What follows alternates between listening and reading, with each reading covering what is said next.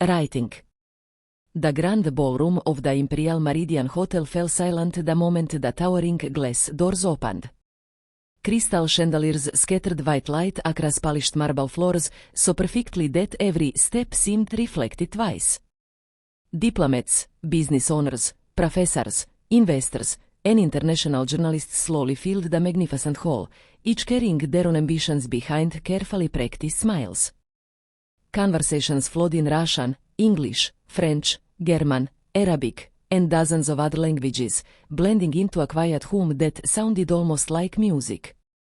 Tonight was not simply another luxury business event. It was the International Leadership Forum, one of the most respected gatherings for influential entrepreneurs from Europe and the Middle East.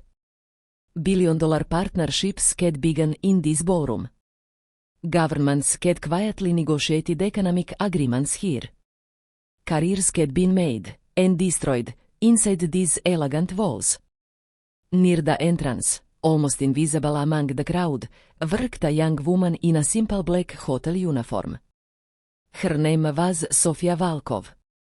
Unlike the distinguished guests surrounding her, nobody paid much attention to her existence.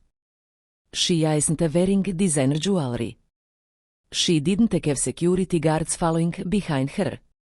She didn't carry expensive briefcases or exchange business cards with powerful executives. She simply organized wireless translation headsets one by one, making sure every battery was charged, every microphone worked perfectly, and every guest received the correct language receiver before entering the conference hall. She performed every task with quiet precision. If someone thanked her, she smiled politely. If someone ignored her, she continued working without complaint. Most guests assumed she was just another temporary employee earning enough to support herself through long shifts. None of them noticed that beside the equipment lay a notebook filled with handwritten vocabulary in Arabic, English, Russian, French, Turkish, and Persian. None of them realized she could understand nearly every conversation happening around her. And certainly no one expected that she had once spent years studying classical Arabic under one of Russia's most respected linguistic scholars. Sofia never mentioned it. She had learned long ago that people rarely listened before deciding who you were. Across the ballroom, another entrance opened. The atmosphere changed immediately. Heads turned. Cameras flashed. Alexander Karim had arrived. He was only 40 years old, yet financial magazines regularly listed him among the wealthiest entrepreneurs operating between Europe and the Gulf region. His investments included shipping companies, luxury hotels, renewable energy firms, technology startups, and international logistics networks. Every newspaper seemed fascinated by his remarkable rise from modest beginnings to extraordinary wealth. His success inspired many. His personality intimidated even more. Alexander walked with the confidence of someone who believed every room naturally belonged to him. His perfectly tailored navy suit fit like it had been designed exclusively for him. A silver watch rested beneath his cuff, its value greater than many people's annual salary. Around him walked assistants, security personnel, and senior executives, each carefully matching his patch. Nobody interrupted him. Nobody challenged him. Instead, people waited for opportunities to greet him, hoping a brief conversation might lead to future business. Alexander accepted their admiration almost absent-mindedly. He had grown accustomed to it. Power, he believed, revealed the truth about people. Money simply accelerated that process.